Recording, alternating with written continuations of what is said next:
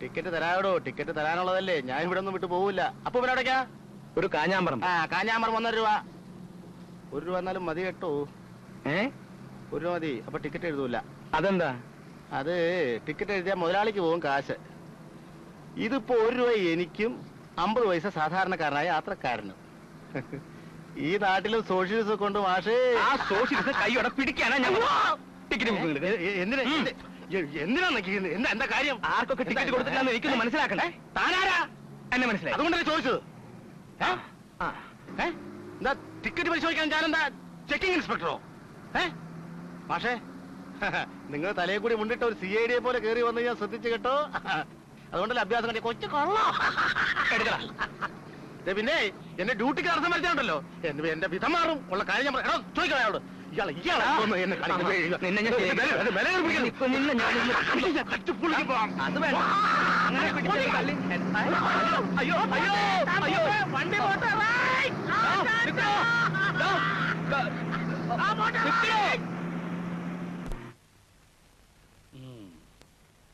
അവന്റെ മുഖത്തൊരു കള്ള ലക്ഷണം ഉണ്ടെന്ന് എനിക്ക് ആദ്യമേ തോന്നിയിരുന്നു. എന്നിട്ട് അന്നത് പറഞ്ഞില്ലല്ലോ.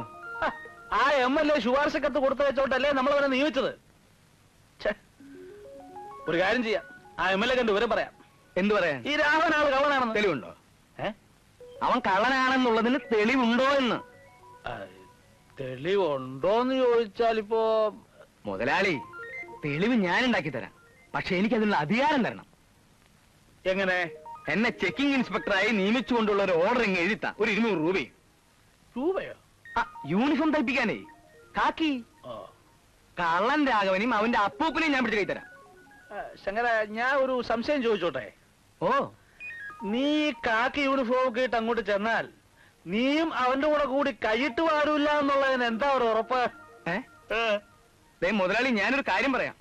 ആരെയും വിശ്വാസമില്ലെങ്കിൽ അവനവൻ തന്നെ കണ്ടക്ടർ ആവുന്നതാണ് നല്ലത്. അതല്ല ശങ്കര, ഈ കാക്കിക്ക് അങ്ങനെ ഒരു വലിയ കുഴപ്പമുണ്ട്. കാശ് കണ്ടാ പിന്നെ ആരുടെയാ എന്തിനാ എന്നുള്ളതൊന്നും ഒരു പ്രശ്നമല്ല. അതുകൊണ്ട് പറഞ്ഞതാ. ഏതായാലും നീ തുണിയെടുത്ത് തയ്യക്കട കൊടുത്തോ.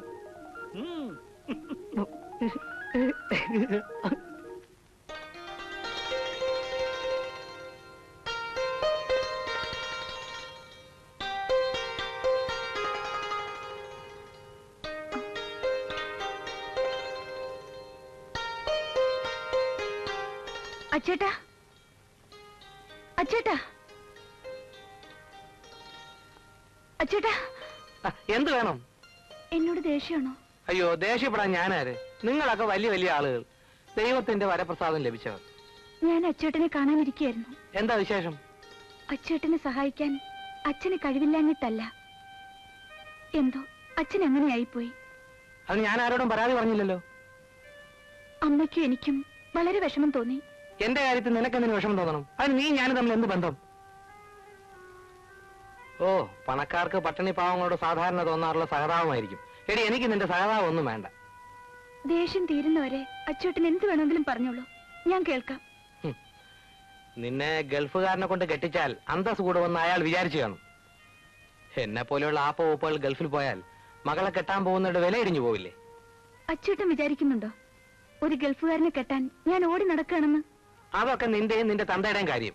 ഞാൻ ഒന്ന് ചോദിക്കട്ടെ, അച്ഛനോട് ദേഷ്യമുണ്ടെന്ന് വെച്ച് അച്ചേട്ടൻ എന്തിനാ എന്നോട് കയർക്കുന്നത്?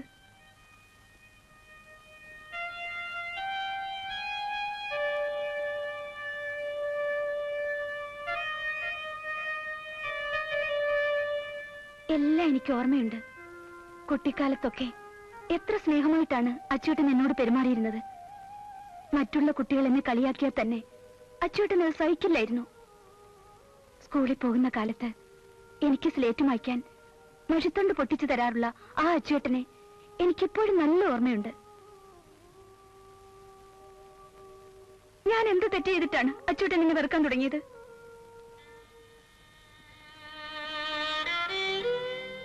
വളർന്നപ്പോൾ പലതും ഞാൻ അറിഞ്ഞു.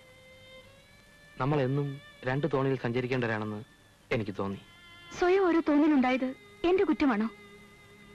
ഒരു ശത്രുവിനെ കാണുന്ന പോലെ എന്നെ കാണാൻ തുടങ്ങി. പക്ഷെ ഞാൻ ഒരിക്കലും അച്ചൂട്ടനെ അങ്ങനെ കരുതിയിട്ടേ ഇല്ല. എന്നുവെച്ചാൽ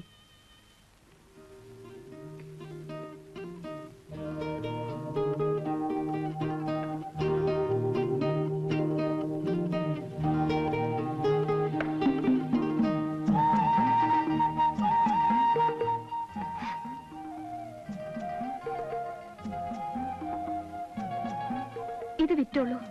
എന്തിന്? പോകാൻ കാശ് വേണ്ടേ? നിന്റെ കയ്യിൽ നിന്ന് ഇത് വാങ്ങിച്ചിട്ട് എനിക്കെങ്ങും പോകണ്ട. പിന്നെ ഞാൻ നിന്നെ പലപ്പോഴും വേദനിപ്പിക്കാൻ ശ്രമിച്ചിട്ടുണ്ട്. അത് നീ അങ്ങ് ക്ഷമിച്ചേക്ക്. അതൊന്നും സാരമില്ല. അച്ചൂട്ടൻ ഇത് വാങ്ങൂ. വേണ്ട നന്ദിനിക്കുട്ടി, അത് ശരിയാവില്ല.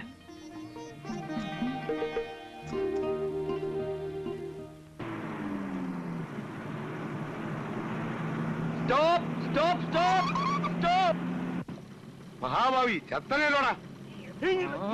ഇന്ന് ഞാൻ ബഹളം വെക്കല്ലേ? സംഭവം എന്താ?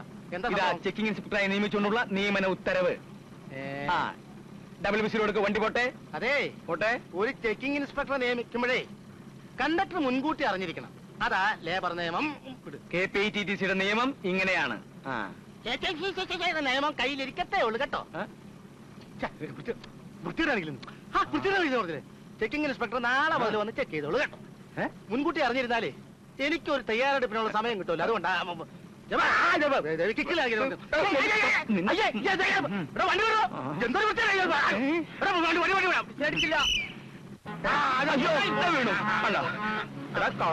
നിന്നെ നീ ശരിയാക്കി തരാം. അയ്യോ ഇതിലടിച്ച് വണ്ടി നിർത്താൻ.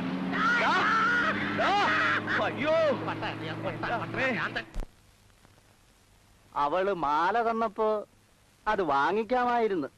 അത് വിറ്റാൽ എത്ര രൂപ കിട്ടും? 2000-മോ അല്ലെങ്കിൽ 3000-മോ? ബാക്കി രൂപ നിങ്ങൾ തരുമോ? അല്ല, അത് കിട്ടിയാ ഒന്നുമില്ലേലും എന്റെ 500 രൂപ. പക്ഷേ എച്ചിത്തരം പറയരുത് കേട്ടാ. ഒരുത്തരം ഇവിടെ കച്ചവടം അവസാനിപ്പിച്ച് കടയം പൂട്ടിയിരിക്കുക. അപ്പോഴാ മനസാക്ഷിയില്ല സംസാരിക്കരുത്. പക്ഷെ മനസാക്ഷിയില്ല സംസാരിക്കരുത്. ദുബായി പോകാത്തവരൊന്നും ഈ നാട്ടിൽ ജീവിക്കുന്നില്ല അല്ലേ? പിന്നെ അങ്ങനെ ജീവിച്ചാലേ യവന് നന്ദിനെ കിട്ടൂല. ഇനിയൊന്നും പറഞ്ഞിട്ട് കാര്യമില്ല. വിസയുടെ കാലാവധി കഴിഞ്ഞില്ലേ? അച്യുതൻ ദുബായി പോയാ അമ്മാവൻ നന്ദിനെ കെട്ടിച്ചു തരുമോ? കെട്ടുവന്ന് മാത്രമല്ല, അയാൾ കൈയടക്കി വെച്ചിരിക്കുന്ന 5 ഏക്കർ പുരയിടം ഞാൻ പിടിച്ചു വാങ്ങുകയും ചെയ്യും. അങ്ങനെയാണെങ്കിൽ നമുക്ക് വേറൊരു പണി ചെയ്യാം. ദുബായി പോന്നെന്നും പറഞ്ഞ് അച്യുതൻ കുറച്ചു നാൾ ഒളിച്ചു താമസിക്കട്ടെ. അച്യുതാ, ആലോചിക്കാവുന്ന ഒരു വഴിയാണല്ലോ അത്. എടാ, ഇതൊന്നും അമ്മാവും വിശ്വസിക്കത്തില്ല. അതെന്താ? ആദ്യം നാട്ടിൽ മുഴുവൻ കനത്ത പബ്ലിസിറ്റി കൊടുക്കുക, ദുബായ് പോവാണ് എന്ന്. ഉരുളംപാറയില് എന്റെ ഫ്രണ്ടിന്റെ ഒരു ലോഡ്ജ് ഉണ്ട്. ഒളിച്ചു താമസിക്കാൻ പറ്റിയ സ്ഥലമാണ്. ഒരൊറ്റ കുഞ്ഞറിയത്തുമില്ല. പക്ഷെ അവിടെ വാടക കൊടുക്കാനും ചെലവ് കഴിയാനും ഒക്കെ എന്താ വഴി? അത് നമ്മുടെ കണ്ടക്ടർ വിചാരിച്ച നടക്കും. എന്താ അച്യുതാ, ഇത് നടന്നാൽ കൊള്ളാം. തീർച്ചയായും നടക്കും. നിങ്ങൾ ധൈര്യമായിട്ട് പബ്ലിസിറ്റി തുടങ്ങിക്കോ. അങ്ങനെയാണെങ്കിൽ വെച്ച് നീട്ടേണ്ട കാര്യമില്ല. നാളെ തന്നെ നമ്മൾ പബ്ലിസിറ്റി തുടങ്ങും.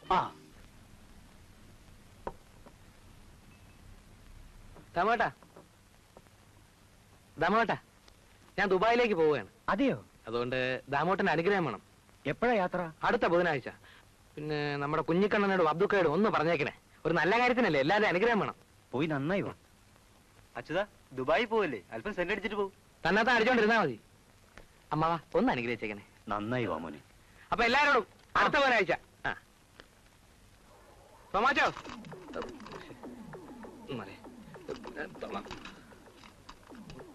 തോമാച്ചോ,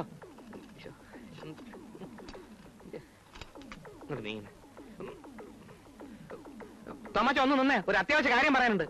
തോമാച്ചോ. വരുന്നോ? അടുത്ത ബുധനാഴ്ച ഞാൻ ദുബായിക്ക് പോവാ. അതിന് ഞാനെന്തോ വേണം? അല്ല, എന്നെ ഒന്ന് അനുഗ്രഹിക്കണം. ഇറങ്ങി പോണോ പുറത്ത്? കച്ചവടത്തിന്റെ തിരക്കിൽ അവന്റെ ഒരു ദുബായ്. പോണോ? എളവൻ അസൂയ.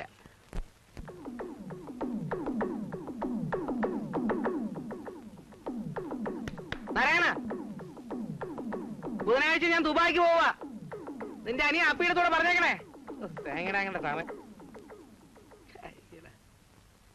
അല്ല, ബുധനാഴ്ച ഞാൻ ദുബായിക്ക് പോവുകയാണ്. അപ്പൊ തിരിച്ചു വരുമ്പോ കാണാൻ പറ്റിയില്ലെങ്കിലോ, വലിയ സൂക്കടയൊക്കെ അല്ലേ.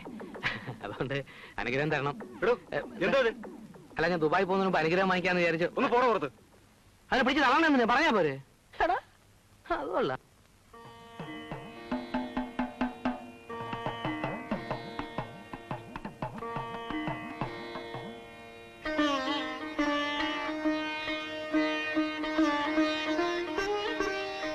അച്ചേട്ടൻ പോയി കാണുമെന്നാണ് വിചാരിച്ചത്. നന്ദിനിയോട് യാത്ര പറയാതെ ഞാൻ പോകുമെന്ന് കരുതിയോ? എന്തിനു യാത്ര പറയണം? ഞാനും അച്ചൂട്ടനും തമ്മിൽ ഒരു ബന്ധവുമില്ലല്ലോ. ഇല്ലേ? അന്ന് അങ്ങനെയാണ് എന്നോട് പറഞ്ഞത്. അല്ല നന്ദിനി, എനിക്ക് കൊഞ്ചാനും പുന്നാനും ചൊല്ലാനൊന്നും അറിയില്ല. സ്നേഹമുള്ളവരോട് ഞാൻ അല്പം ക്രൂരമായി പെരുമാറും. സ്നേഹമുള്ളവരോട് മാത്രം. നേരാണ് പറഞ്ഞത്. ദൂരെ നിന്നുകൊണ്ട് ഞാൻ വീർപ്പുമുട്ടുകയായിരുന്നു. എന്റെ സ്നേഹം എങ്ങനെ അറിയിക്കണമെന്നറിയാതെ ഞാൻ വിഷമിക്കുകയായിരുന്നു. ധാരാളം പണവുമായി ഞാൻ തിരിച്ചു വരും. അതുവരെ അല്ല, ഞാൻ പറയുന്നത് മനസ്സിലാവുന്നുണ്ടോ? നന്ദിനി എന്റെ സ്വന്തമാക്കാനാണ് ഞാൻ പണം ഉണ്ടാക്കിക്കൊണ്ട് വരുന്നത്. ആര് ചോദിച്ചു അച്ചൂട്ടനോട് പണം? അല്ല, നന്ദിനി ചോദിക്കില്ലെന്ന് എനിക്കറിയാം. പക്ഷേ അമ്മാവന്റെ മുന്നിൽ അന്തസ്സായി ചെന്ന് നിന്ന് പെണ്ണ് ചോദിക്കാൻ പണം ഒരു പ്രശ്നം തന്നെയാണ്. വെറും പണമല്ല, ഗൾഫ് മണി. പണക്കാരനായാലും ഇല്ലെങ്കിലും നന്ദിനി എനിക്ക് വേണ്ടി കാത്തിരിക്കില്ലേ? എന്നെ വിശ്വാസമില്ലേ? ഉണ്ട്, അതല്ല. ഞാൻ പോവുകയാണ്. I will be back with Gulf money. Okay?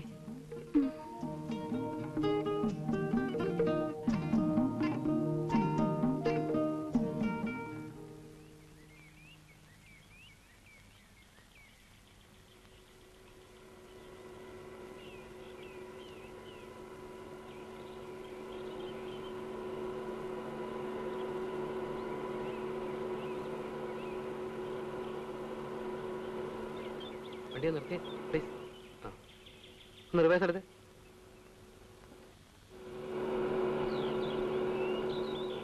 മതി മതി. ഭാസ്കരേട്ടാ, ഞാൻ ദുബായിക്ക് പോവാണ്. നേരത്തെ വന്ന് കണ്ട് പറയാൻ പറ്റില്ല കേട്ടോ, ക്ഷമിക്കണം. എന്നെ ഒന്ന് അനുഗ്രഹിക്കാൻ വേണം. ദൈവം സഹായിച്ച് 8000 രൂപ ഒത്തു കിട്ടി. പോയിട്ട് എപ്പോഴാ വരിക?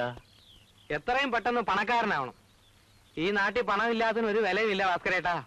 അല്ല, 12:30 ഫ്ലൈറ്റ്. ഞാൻ പോയിട്ട് വരട്ടെ. നന്നായി വാ മോനെ.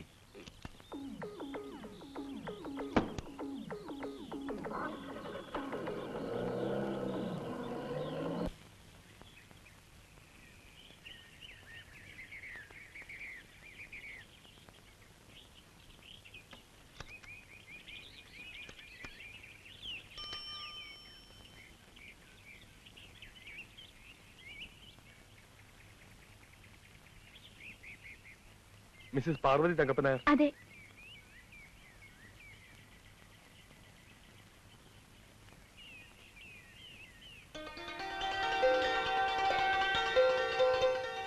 അമ്മയ്ക്കാ അച്ചേട്ടന്റെ കത്ത്. ഞാൻ ഇന്നലെ വിചാരിച്ചു അച്ഛന്റെ വിവരങ്ങളൊന്നും അറിഞ്ഞില്ലല്ലോ എന്ന്. അവന്റെ വിവരം അറിയാത്തതുകൊണ്ട് നിനക്ക് ഉറക്കത്തിന് വല്ല തടസ്സം ഉണ്ടായോ? സ്വന്തം കൂടപ്പുറപ്പിന്റെ മകനല്ലേ, അവനോട് എന്തിനാ എങ്ങനെ കെറിവ്? അവൻ എവിടെയെങ്കിലും പോയി പഴച്ചോട്ടെ. അവൻ വല്ല ബോംബെയിലും തെണ്ടിത്തിരിഞ്ഞ് പഴയ്ക്കുന്നുണ്ടാവും. അല്ല അച്ഛാ, ഇത് ദുബായിൽ നിന്ന് എഴുതിയതാ. അത് പൊട്ടിക്ക്. എന്താ എഴുതിയിരിക്കുന്നറിയാലോ? നിങ്ങൾക്ക് ആർക്കുമല്ല, എനിക്ക് അവൻ എഴുതിയിരിക്കുന്നു. ഇങ്ങോട്ട് താ, ഞാൻ വായിച്ചോളാം. നീ പൊട്ടിക്ക്.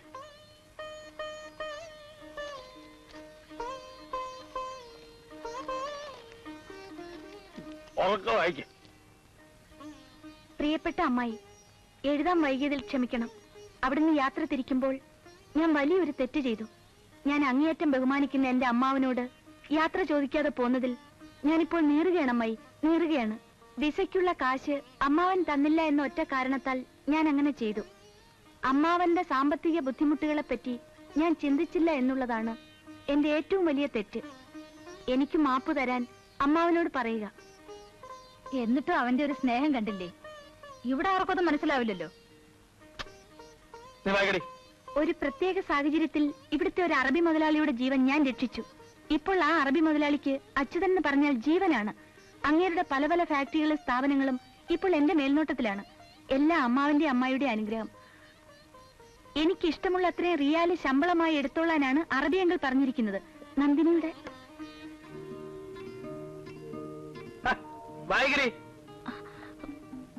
നന്ദിനിയുടെ കല്യാണക്കാര്യമൊക്കെ എന്തായി?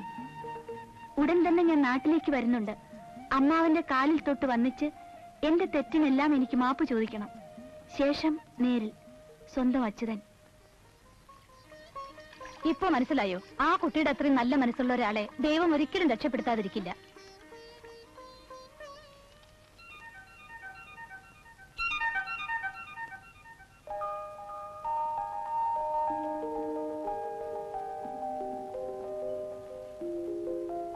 എടാ ഉമ്മറേ, മുറിയിലൊന്നും വെള്ളമില്ലല്ലോ. ആളുകൾക്ക് കുളിക്കാൻ നിനക്കൊന്നും വേണ്ടേ? വേഗം പോയി വെള്ളം എടുത്തോളാം നമുക്ക്. ഇന്ന് നല്ല മീനൊന്നും കിട്ടിയില്ല, അതുകൊണ്ട് വെജിറ്റേറിയൻ ആകാമെന്ന് വെച്ചു. ആഹാ, നിങ്ങൾ ആ സ്റ്റവും പാത്രമൊക്കെ എടുത്ത് പുറത്തുകൊണ്ട് വെച്ചോട്ടെ. ചുവരിലാ കരിയ. പുറത്ത് വെച്ചാ സ്റ്റൗ കാറ്റുകൊണ്ട് കത്തില്ല കോയ. കത്തുന്നില്ലെങ്കിൽ ഹോട്ടലിൽ പോയി ഊണ് കഴിച്ചോ. 1 മാസമായിട്ടില്ല പെയിന്റ് അടിച്ചിട്ട്. ഹോട്ടലിൽ പോകാൻ അതിനുള്ള കാശില്ല. മാത്രമല്ല നാട്ടിലുള്ള വല്ല ചെകുത്താന്മാരുടെ കണ്ണിപ്പെട്ട് അതോടെ തീരും.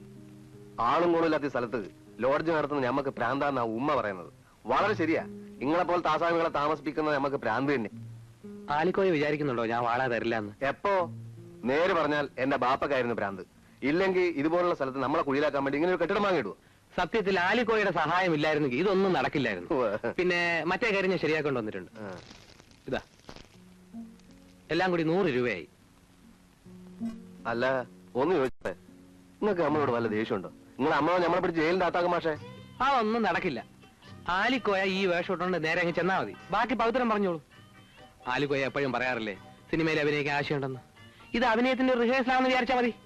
അവിടെ ഏതെങ്കിലും സിനിമാ ഡയറക്ടർമാർ വരുമോ? കോയക്ക് സിനിമയിൽ അഭിനയിച്ചാ പോരെ? ഇത് ഒത്തു വന്നാൽ ഞാൻ തന്നെ സിനിമ എടുക്കും. നാദിയ മൊയ്തുന്റെ ഹീറോ ആയിട്ട് ആലിക്കോയക്ക് അഭിനയിക്കണം. അത്രയും വേണോ? ഇരിക്കട്ടെന്ന്. ആലിക്കോയ, നാദിയ മൊയ്തു, ഈ ടീമിനെ ഞാനൊന്ന് എസ്റ്റാബ്ലിഷ് ചെയ്തെടുക്കും. കൊച്ചു കള്ള, ഐസ് കട്ടമ്മിൽ പെയിന്റ് അടിക്കല്ലേ. നമുക്കൊന്ന് നോക്കാം. ഇതാ പിടിച്ചോളൂ. ഇത്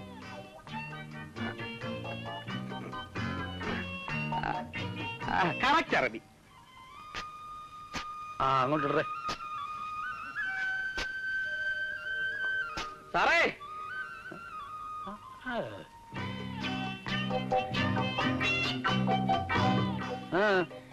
അച്ഛനെ മുതലാളി വന്നിരിക്കുന്നു.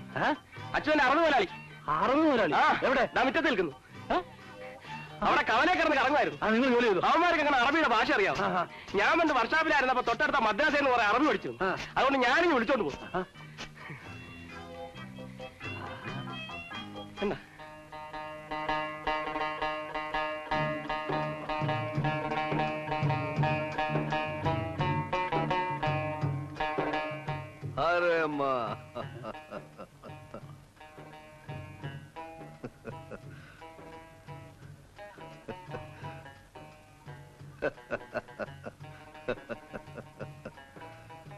അജുദ് മാമ, അദാനി അദാനി എന്ത് ഗവാദ്. അറബിയെങ്കിൽ ഗുഡ് മോർണിംഗ് പറഞ്ഞ ഒരു നമസ്കാരം വെച്ചോട്. നമസ്കാരം. ഇരിക്കാം. സാത്തേക്ക് സാത്തേക്ക് സാത്തേക്ക്. നീ ഒരു കസേര എടുത്തോ. ഒരു കസേര എടുത്തോ.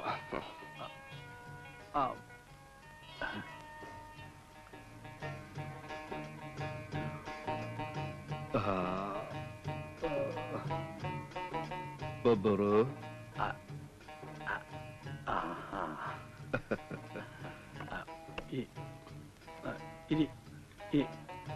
സാത്തേക്ക് അമ്മ സാത്തേക്ക്.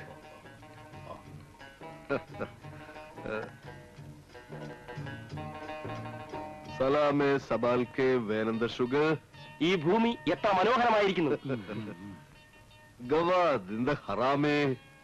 അമ്മാവൻ എത്ര കുലീനതയുള്ള മനുഷ്യൻ. നമസ്കാരം. മയബി അന അച്യുത് മാമ. അച്യുതൻ എപ്പോഴും പറയും അമ്മാവൻ വലിയൊരു മനുഷ്യനാണ്. അച്യുത് അമിനോ കേശ് സലിത. അച്യുത് അമിനോ കേശ് സലിത. അച്യുതൻ എന്റെ ജീവൻ രക്ഷിച്ചു. എന്റെ സർവ്വ സ്വത്തുക്കളും അവനും കൂടി അവകാശപ്പെട്ടതാണെന്ന്.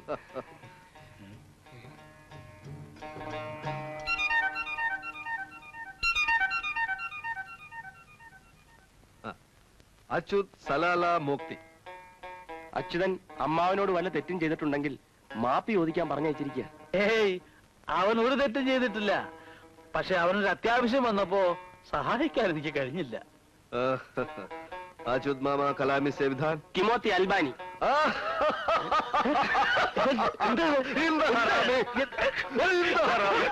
എത്ര വേഗം തെറ്റുകൾ പുറത്തു.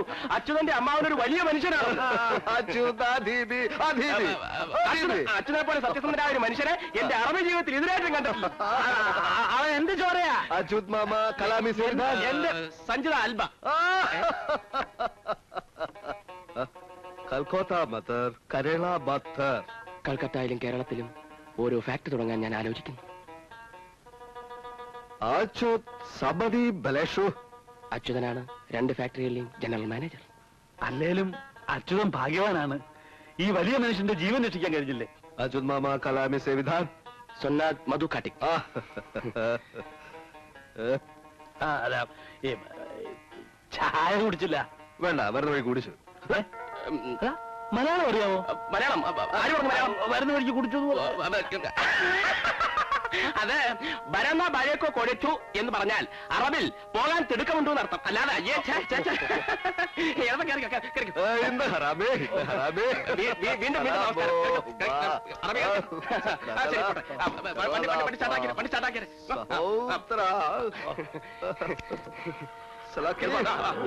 സലാ വിട്ടോ